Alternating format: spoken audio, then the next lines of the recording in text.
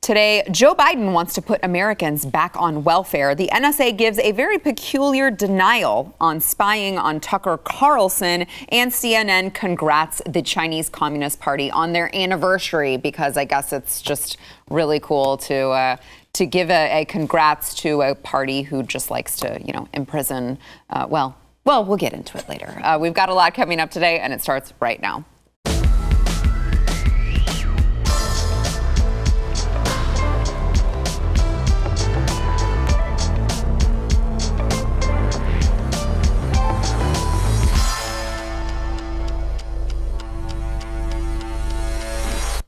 Welcome to the news and why it matters. I'm Sarah Gonzalez. We have a full table today, so we need to get right into it. We've got Jaco Booyens, host of the Jaco Booyens Show.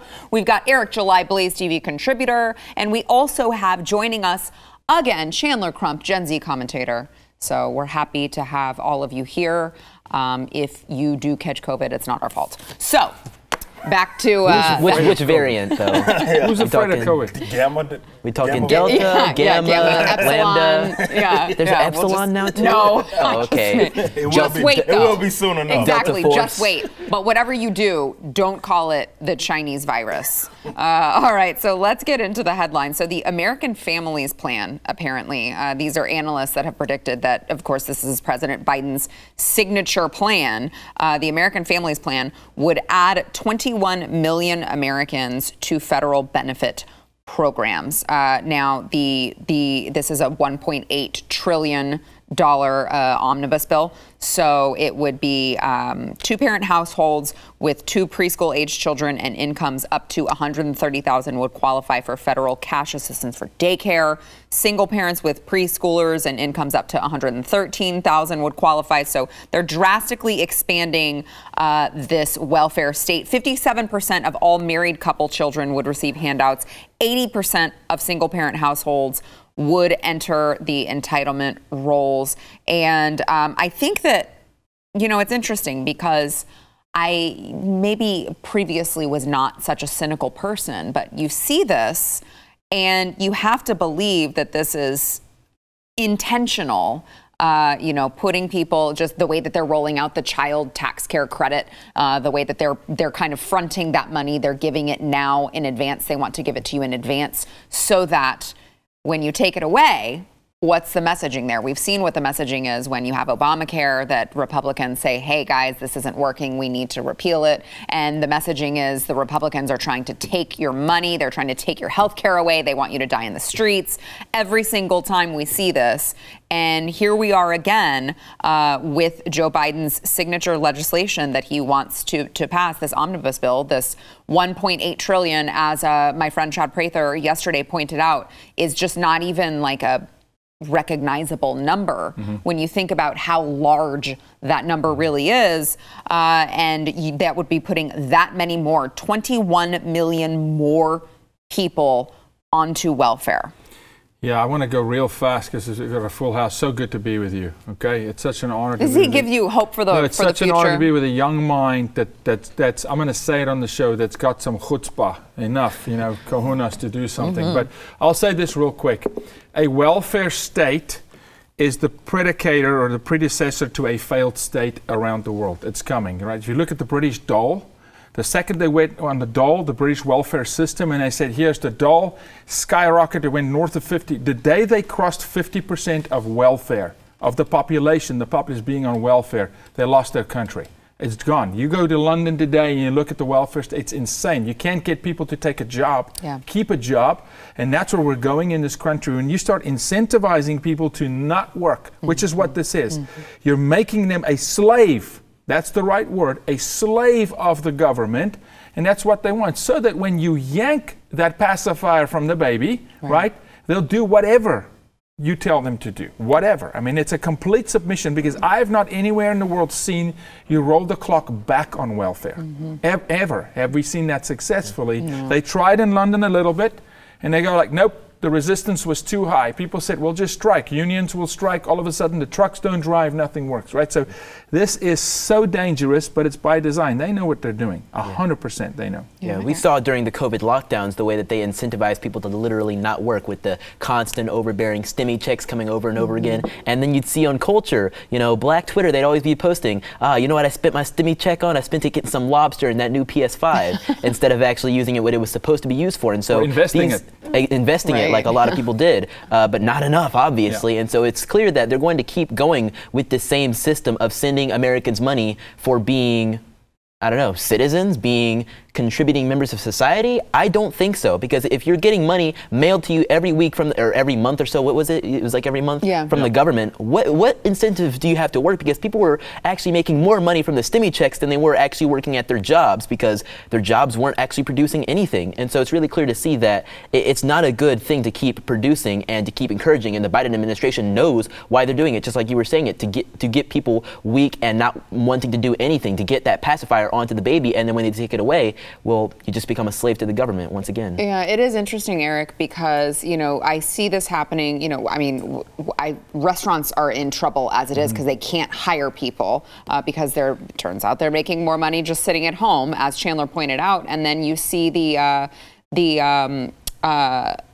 coming out and saying, well, I mean, maybe people should just pay more. Maybe companies just need to be paying people more money. And it's like, right. So it's like, okay, so now we're artificially inflating people's salaries then? Is this the way that we get to federal minimum wage? Like, what game are you guys playing, and how long do you think that this can play out before the entire system just collapses? Well, it's dependency, and most people are stupid. That's just what this all boils down to, is that if you incentivize their bad behavior, you're of course going to get more of this, but this is by design, not only by that party, but the welfare status, in that they want people dependent. Well, you mentioned it before the show, right before the show started, when it came to Obamacare, it was the same thing. Just immediately once it got implemented, you know how hard, more so difficult it was to try to take that away. What did they do? They start fear-mongering, all that sort of stuff. This is exactly what's going to happen now, where you're adding additional people to the welfare state who are leeching off of really the people that are actually working, as well as future generations that are going to be paying for this going into the future. Not excited for that. Yeah, man. I mean, those are the people that are really going to feel the brunt of this, because they're just, again, borrowing all of this money to pay for this. Look, this is detrimental to your economy. You've mentioned this. No, there's no such thing as a welfare state, unfortunately, being rolled back. And this is what we're going to see 5 years from now. The Republicans will try to meet them halfway or something like that. And then we're still going to have this bloated welfare statism, because once you start crossing that bridge, you just have to keep on being dedicated to it, unfortunately, because they're going to be successful in being able to fear-monger, because it's going to be like, well, you're basically taking food out of this person's mouth in the event that they add all these people to it, but then you want to take them away. This is not a sustainable thing, obviously, going into the future. And of course, the people, the leeches, this is the problem with democracy. This is the problem with the state. The leeches will continue to ask for that because you're giving them something for nothing. They don't have to produce anything. You're telling them that your only qualification, and then obviously the great Walter E. Williams, as well as Thomas Sowell, has been talking about this for so long. That's exactly what the welfare state is. It says, as long as you meet this barrier, we're going to give you all of this money. The minute you get above it, well, we're going to take it all away from you. And that's what's going to end up happening. So, of course, people aren't going to want to be as productive as they potentially can be, because, well, the government's just going to pay for them to do everything. So let's talk about that for a second, because we have another part of this, Joe Biden, all of the money that he wants to spend. Well, your money, right? All of our money, not his money, but your money, right? It's not his. He's not going to be with us for much longer, I don't think. Only because people don't live to be, 200 years old. They call him the Titanic for a reason. Right. So, not that I'm hoping for that, but people get old and then they die. So he doesn't have to worry about that. Everyone else does. But Joe Biden talking about this, this is the infrastructure deal. I mean, all of his plans cost exorbitant amounts of money, and you may be out there wondering how the hell we're going to pay for it. Well, Joe Biden was speaking to these people over in Wisconsin about this infrastructure deal, and he made a comment about people who were a little more wealthy and how he just doesn't mind if your taxes go up. Watch. All of you making over $400,000, I love you. But I don't mind a little bit if your taxes go up a little bit. But all kidding aside, I made a commitment.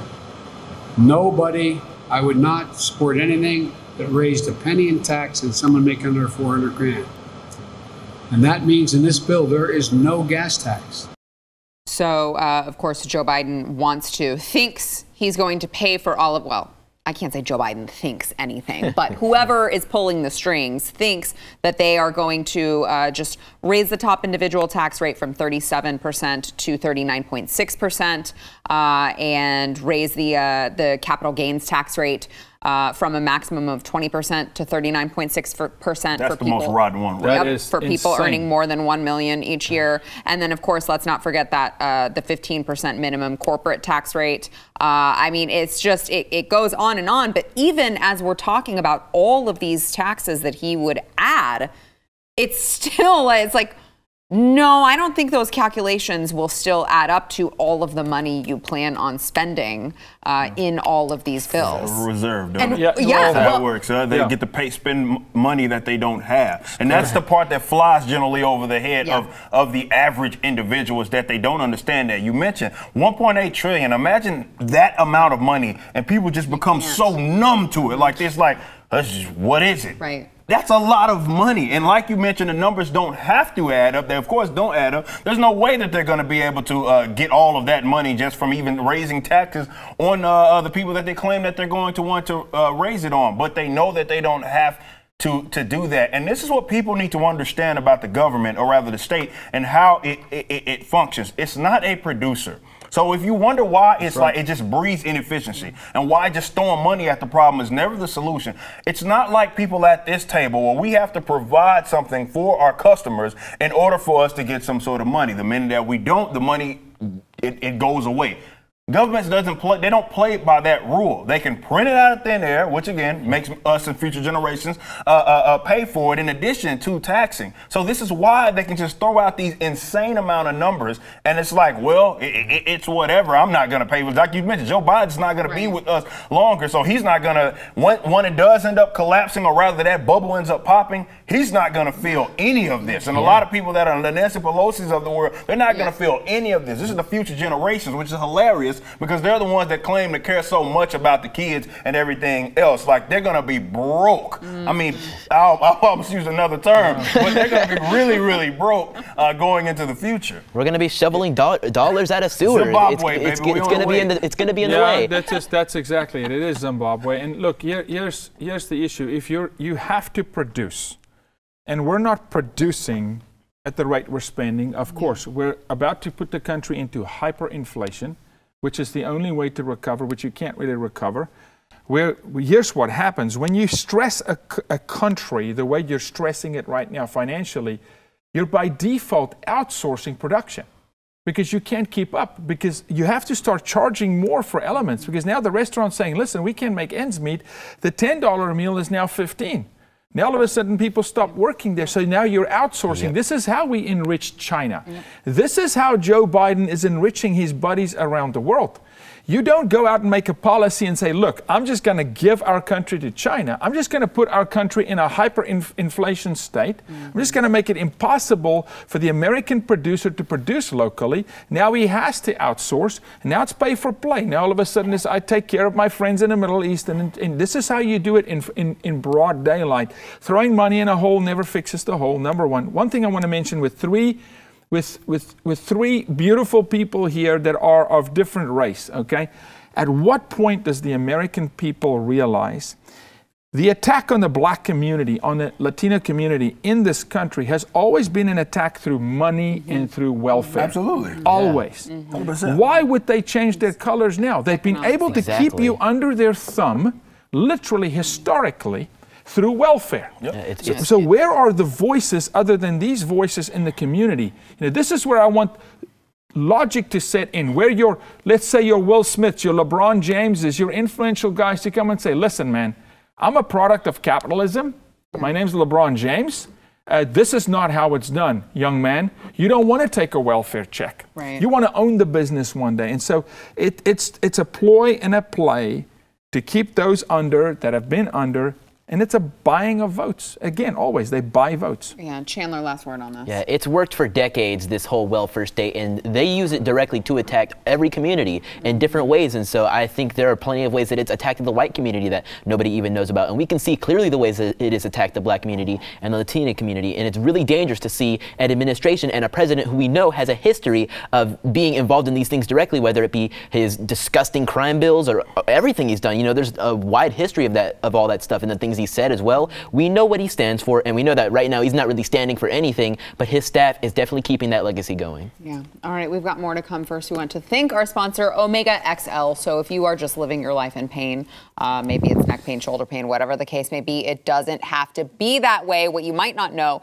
is that the underlying cause is inflammation is usually what is at the root of people's pain. And unless you're defeating the inflammation, you can cause permanent damage, or you just go to, you go to rub on one of those creams and it feels really awesome for 10 minutes and then it wears off and you're in pain again. You don't have to live like that, all right? Omega XL is backed by 35 years of clinical research, and it actually attacks the inflammation that is causing your pain. It gets to that root cause of the problem, neutralizing it and solving it for you. It is made from the essential fatty acids. They're fatty acids from the pristine waters of New Zealand, which a lot of you out there, I know. I'm going to be sexist for a second and say men out there don't think that natural things work. Ha, ha, ha, not so fast. This does, and it's natural, all right? Let's get you started. Order Omega XL now. You will get a second bottle for free if you go to omegaxl.com/news. That is omegaxl.com/news. We brought to you earlier this week the story of Tucker Carlson, who alleged that the NSA was spying on him. He said a whistleblower had come forward and told him not only that they were spying on him, but gave him information that this person would have only achieved by getting some sort of, Tucker Carlson's emails, text messages, and that sort. Now, I will tell you, the NSA did respond to these allegations that they were surveilling Tucker Carlson, but I want you to listen very closely to the words that they chose in their statement. They said on June 28th, 2021, Tucker Carlson alleged that the National Security Agency has been, quote, monitoring our electronic communications and is planning to leak them in an attempt to take this show off the air, end quote. This allegation is untrue. We'll come back to that in a second. Tucker Carlson has never been an intelligence target of the agency, and the NSA has never had any plans to try to take this program off the air. NSA has a foreign intelligence mission. We target foreign powers to generate insights on foreign activities that could harm the United States. With limited exceptions, e.g. an emergency, the NSA may not target a U.S. citizen without a court order that explicitly authorizes the targeting. Now, this is curious. Call me cynical. Once again, call me cynical here, guys. But it is interesting that they quoted him saying that they have been monitoring his electronic communications and is planning to leak them in an attempt to take the show off the air. And then they say this allegation is untrue. Well, which one? There were several ones that were portrayed in there. By the way, Tucker Carlson has never been an intelligence target of the agency. That is peculiar as well. Let's go ahead and play really quickly Tucker Carlson responding to these NSA denying the allegations, and then I want to get your thoughts, gentlemen. Just minutes before air tonight, the NSA sent us an infuriatingly dishonest formal statement, an entire paragraph of lies written purely for the benefit of the intel community's lackeys at CNN and MSNBC, all those people they hire with the titles on the screen. They also tweeted it out a few minutes ago. Now, last night on the show, we made a very straightforward claim. NSA has read my private emails without my permission, period. That's what we said. Tonight's statement from the NSA does not deny that. Instead, it comes with this non sequitur. In part, quote, Tucker Carlson has never been an intelligence target of the agency. Okay, glad to know. But the question remains, did the Biden administration read my personal emails? That's the question that we asked directly to NSA officials when we spoke to them about 20 minutes ago in a very heated conversation. Did you read my emails? And again, they refused to say.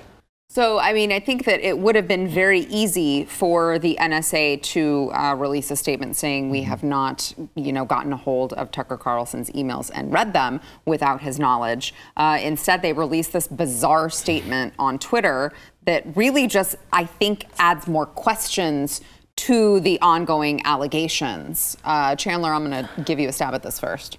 It really shows me that we have arrived at a very Orwellian place in our government. That statement read like something out of the Hunger Games. They don't explicitly deny it, and the fact that they don't is basically admission that they have indeed been spying on Tucker Carlson. The only thing they denied is that it's for the purpose, it's not for the purpose of taking his show off the air. Right. So this blatant dishonesty and this blatant surveillance, and personally, I don't know about you guys, but I 100% believe and buy that the NSA, with whatever reason they have, whatever terrible reason they could come up with, would indeed be spying on Tucker Carlson. And the fact that the NSA whistleblower even read back facets and information of what they had discovered to Tucker Carlson, I can only imagine like what kind of moment that is. Like, I can imagine Tucker Carlson sitting at his office, getting a text from an NSA whistleblower, and he reads back a message that Tucker had sent to his producer. Can you imagine something like that? That's where our nation is at this point. Yeah. It hasn't even been half a year, has it? Or maybe it's been, a few months of the Biden administration. We have not gotten so far, but yet we've arrived at this place already. It's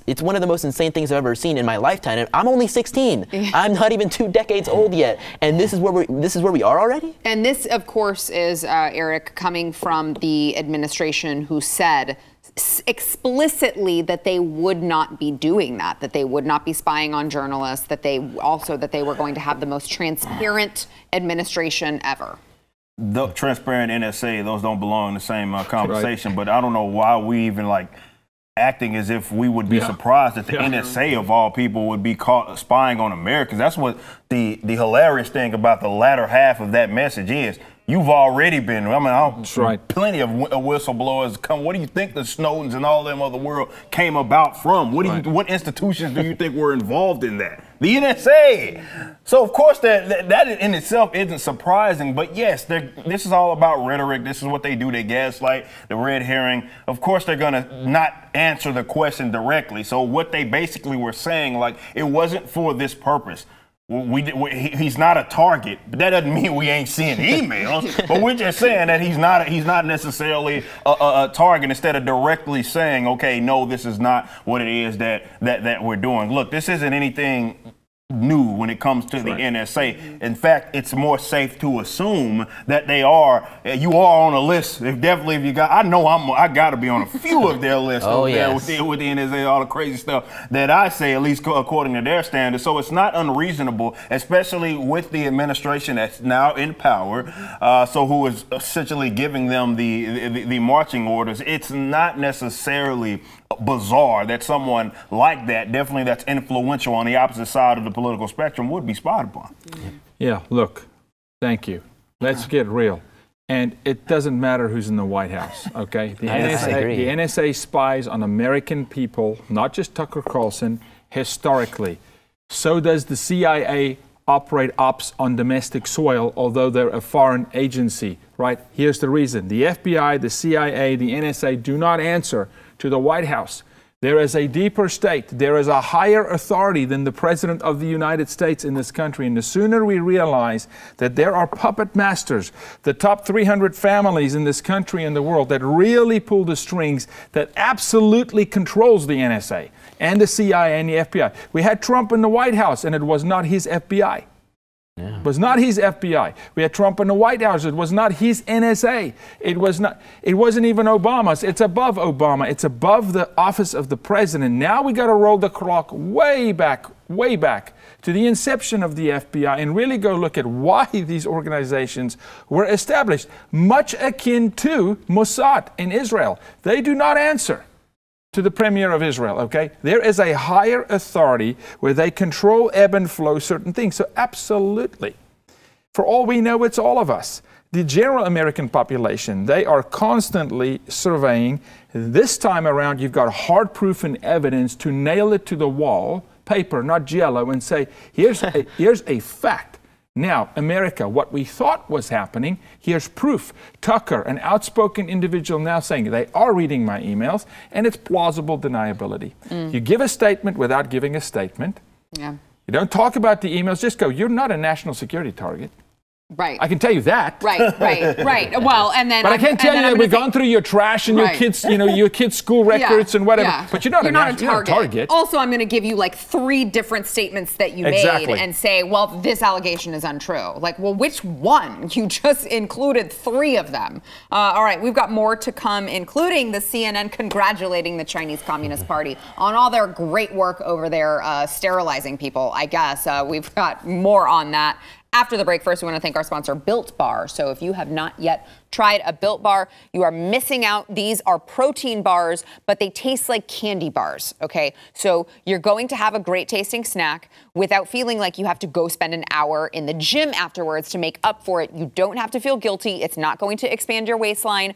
We know you're going to go in your pantry and you're going to find something. You don't want it to be the Snickers bar, all right? So put Built Bar in there instead.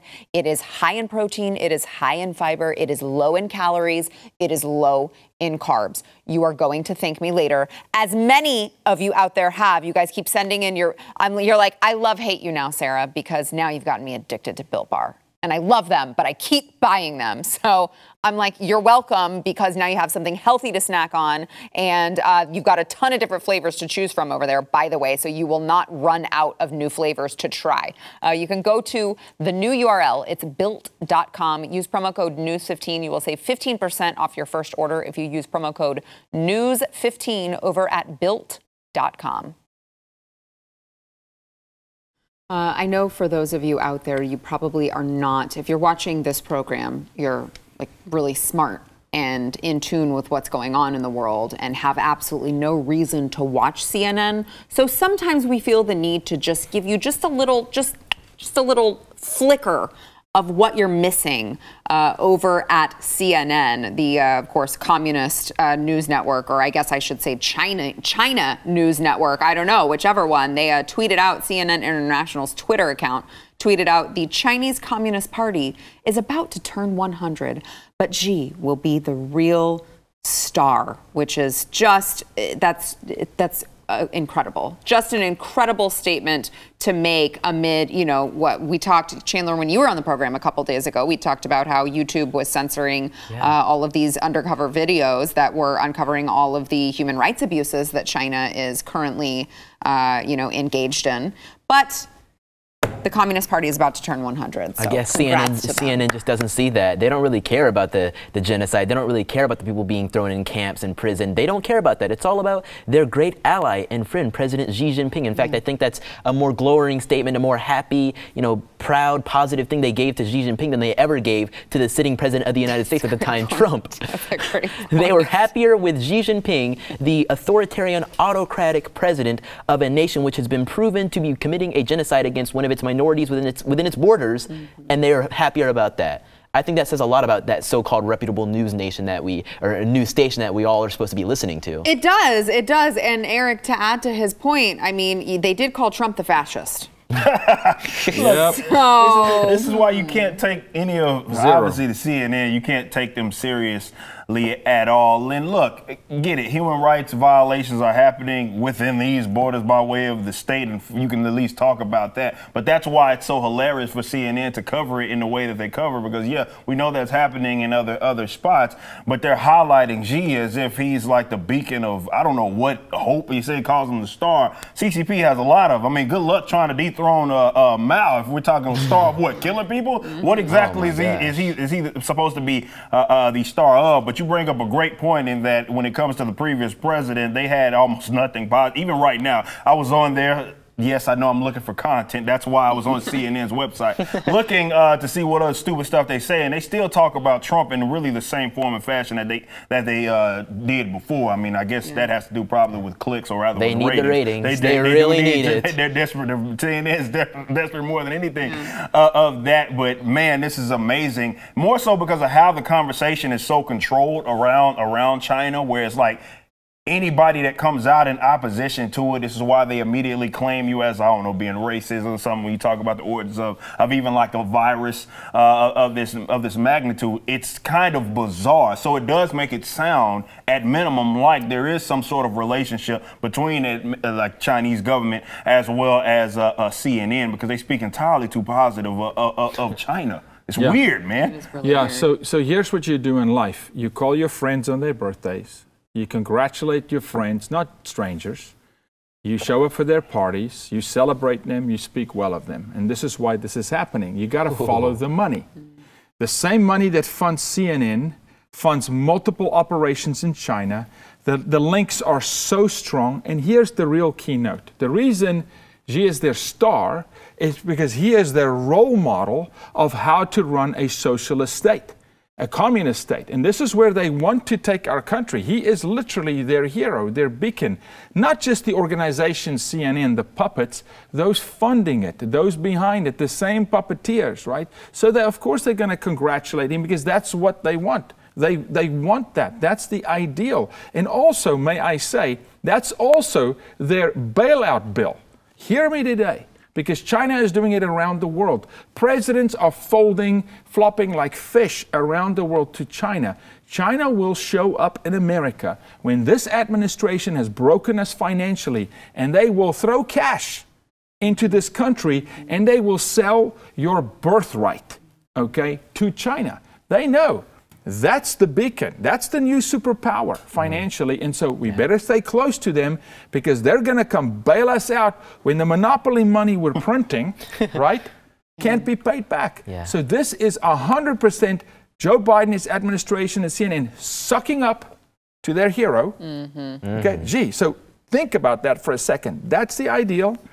I find it so difficult to wrap my head around CNN embracing Xi Jinping because they put out all those ads saying, oh, we stand for the free press, we stand for honesty, we stand for transparency. Don't they realize that if and when China comes and rises to strong power, and you notice that China has had a lot of investments into American farmland. They own almost as much farmland as Bill Gates does, and that's a lot. So they're investing a lot into America. They want to conquer this nation in any way, shape, and form they can as a form of revenge and expansionism as far as what their borders are and what they expand themselves to. Doesn't CNN realize that if China comes to power, they're not going to exist anymore? At least not in the current form. It'll literally be the Chinese news network, no more cable, no more honesty. It's just reporting what the state tells you to report. Doesn't CNN realize that they're fighting against their exact own interests? Yeah, well, that's fair. Although I have to say it wouldn't change too much from what they're already doing. I mean, they just at least have a choice in the matter now. They won't then. All right, let's move topics over to Representative Ilhan Omar, who was pressed by Jake Tapper about her recent controversial statements, who some might call anti-Semitic. She kind of has a history of making these outlandish, offensive statements. Here is what she had to say on whether or not she regretted comparing the United States to Israel and Hamas terrorists. Watch. Do you understand why some of your fellow House Democrats, especially Jews, find that language anti-Semitic? I have welcomed any time, my colleagues have asked to have a conversation, to learn from them, for them to learn from me. I think it's really important for these members to realize that they haven't been partners in justice. They haven't been, equally engaging in seeking justice around the world. Okay. Okay. Beautiful. Here's a Somali Muslim who historically, her heritage, can't stand the Jews. You could just go, let's go back 2, 3, 4, 7 generations. Let's go to Somalia, okay? Radicalized. I'm talking radical. Central African band is radical at the moment. Cannot stand Israel. Will bomb the daylight out of Israel tomorrow if they had the wherewithal, right? She's speaking for that community. Let's go look at our own community. Let's go to northern Minnesota. Let's go to the University of Minnesota and go look at what's happening on that campus in the northern region of the campus. How some of the Jewish community won't go to certain classes because it's on the northern border, because it's radicalized by her constituents or people. She couldn't care less. And then to come and say, well, they haven't done as much as I've done internationally. you've sown chaos internationally. You've sown chaos in our country. You offend now. Look, it's a pretty mean feat to offend your own party if you're a liberal. because they will defend you. You murder people in cold blood on camera. They'll say, you're not seeing straight. She didn't do it. And for them to turn against her on this, to go, hey, listen, maybe you crossed a line here, tells us also it's a little foreshadowing of where that party is going. And I'm concerned about that party for this particular point. There's an exit to be an ally of Israel in our country at the moment, a massive exit. And for me, the spiritual ramifications of that, the hand of God on this nation, that is a battle you don't want to pick up. Yeah. In Ilhan's statement right there, she said that she and other people had learned from her. But I think the only thing we've really learned from what she's ever said is that she truly hates this nation and despises most people that live here. Also, Eric, last word on this, also that she married her brother. I mean, this is, it's not just with her. I've always, I mean, I want to say admired, but it's fascinating, let's say that, how they have been able to pin like being the whole anti-Jewish on the opposite party, considering the stuff that they get away with saying. I'm not even making the claim that she is being anti-Semitic. I'm just saying people have said less with R's next to their name. Right. And they get called everything in the book. Meanwhile, folks like us say really crazy things that absolutely end up in like the with some sort of conflicts like we mentioned before with the rise of attack on Jewish people, and then she just gets away with it. That's impressive. Yeah, it is. All right, we've got more to come. First, we want to thank new sponsor of the show, Hunter Douglas. So if you guys are in need of some new blinds, new shades, new shutters, they have unique shade designs that actually transform raw sunlight. It casts this really gorgeous glow across the space, brightens the dark corners of the room. They've got these really advanced fabrics that provide clear views to the outside of your home while providing, your privacy inside, because you don't want people to see inside, but you want to be able to see outside, and you want to let that light in. They've got energy efficient shades that lead the industry. They provide insulation against heat and cold. You've got year-round comfort, and let me just tell you, you're going to see the savings on your utility bills. But let me tell you what the most exciting part is. It is their PowerView automated shade system. You can transform program your shades to move automatically throughout the day based on what you want. So like at 2 o'clock, if the sun is in a certain place and you want to block it, you can make sure that at 2 o'clock the shades go down a little bit. Protect your floor from casting this giant glow on their giant shine. All right, this is super, super, super advanced technology. A really awesome and beautiful addition to any home. Visit hunterdouglas.com/Y today for your free Style Gets Smarter design guide. They've got new creative ideas, smart solutions for dressing your windows. I'm telling you guys, especially if your house is maybe a little bit older and you haven't upgraded your blinds or your shutters or your shades in a while, you can make your home look like a completely different house just with these shades. You can go to hunterdouglas.com/Y. San Jose became the first city in the nation to require gun owners to compensate taxpayers for firearm violence. So, you may be thinking, if I don't live in San Jose, I don't need to care about this story. But let me just tell you what starts in San Jose. Let's see what happens, because they are the first city, but I don't think that they will be the last when you look at the Democrat-run cities and what they are doing right now. So this was a unanimous vote that we assume is going to be challenged by some pro-gun organizations. But the San Jose City Council passed ordinances to require every gun owner to buy liability insurance coverage for their firearms. Gun owners would also be required to pay a fee to compensate taxpayers for the emergency medical and police responses to gun-related injuries and deaths. They, by the way, have not decided on how much gun owners will be required to pay. They're waiting for a gun harm study that is being done to figure out what they want to set that number at. But this institute that they are using estimated that gun-related homicides, suicides, and other shootings cost San Jose around $63 million annually. Gentlemen, who'd like to go first on this? Our legal system is, I'll be short, our legal system is written on precedent. This sets precedent, so you're right. this comes into action. Even, look, they aim here, and even if they get a smaller victory, it's a victory. Now it's precedent. Now your ambulance chasing scumbag lawyers across the country can go make the case and go, well, San Jose. So it sets precedent. This is a gun tax. Let's call it what it is. This is Beto O'Rourke, who says, I'll buy your guns, and if you won't sell it to me, I'm just going to tax you per item.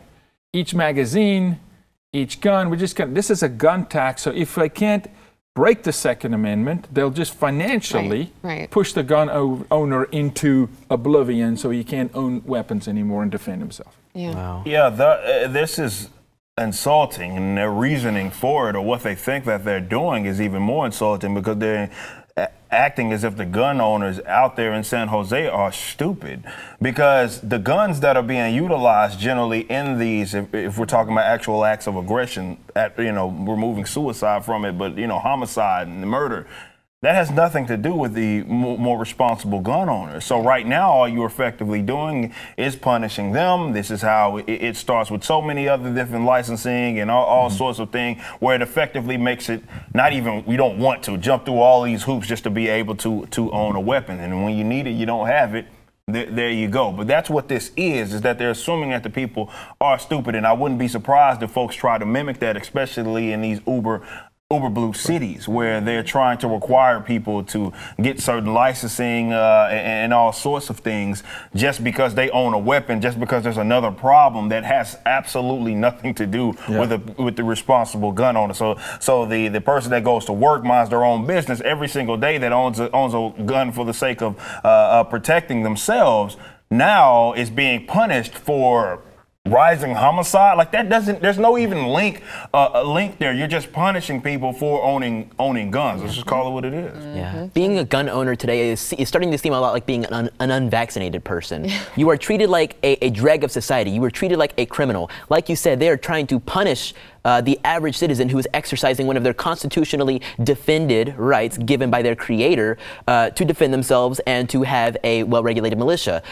They're punishing the people that are engaging in this for other people who may not be following it for the exact same reasons, that may commit crimes, violent homicides, all those different things. And it's a lot like President Biden calling getting your vaccine a patriotic duty. Is that implying that people that are not vaccinated are not patriots? They don't stand for this nation? They don't stand by, the flag? I mean, I think we've seen some vaccinated people who refuse to stand by the flag. Ilhan Omar, Gwen Berry, they're very similar in my opinion, that they do not stand by this nation and they do not stand by this flag. And yet Biden is the very first one to come out there and clap for them. And, I'm sure if he knew about that, if, somebody asks Jen Psaki her opinion and how President Biden feels about that San Jose thing right there, I'm sure he'd clap that up and beg for some chocolate chip ice cream, because we all know nobody is really thinking anymore. Yeah. I mean, if that's able to get passed, and you said by a majority, we're in big trouble. And just look at this from the lens of, like you said, precedent. 10, 20 years from now, imagine how difficult it is going to be to own a gun. Yeah. And imagine all the people that are going to move out of San Jose, move to Texas and move to Georgia, but bring in the exact same ideas and vote in that exact same crap in Atlanta, Georgia, wherever they move themselves. And imagine that exact same act being pushed. It's not going to be good. Yeah. All right, we got to take a break. We'll be back. I also am told that if you put any additional requirements on anything, hey, don't forget, those of you who are watching, wherever you are watching this program, you got to go over to wherever you get your audio podcasts. Subscribe, rate, and review The News and Why It Matters. It will take 2 seconds, and it will help more people be able to find the show, because what we want in this world is more people watching and listening to The News and Why It Matters, and less people watching and listening to CNN, the Chinese news network. All right, that's what we need in this world. Let's make it happen. Also, if you write us a good review, you may see it read live on air, like the one today from Footworks. I don't know. Where do you guys come up with these? I don't know. Sometimes I can't read them. Sometimes I read them and it's I'm like, 5 stars, what? Okay? No, I know, but you know what? It is funny though, because sometimes when you come up with the screen name and you're like, I don't know, I'm just going to write something kind of ridiculous and go with it. All right, where I get my news, this show and Louder with Crowder are the 2 shows I listen to every day. Love them both and love Sarah and her guests each week, especially the proud libertarian, Mr. Eric July. Also loved his comments about Ron Paul in episode 804. Agreed 100%. Keep up the good work, great work, and I strongly recommend this podcast. thank you, and what a compliment to be put in the same category as Louder with Crowder. We appreciate it. Remember, get your reviews in, guys.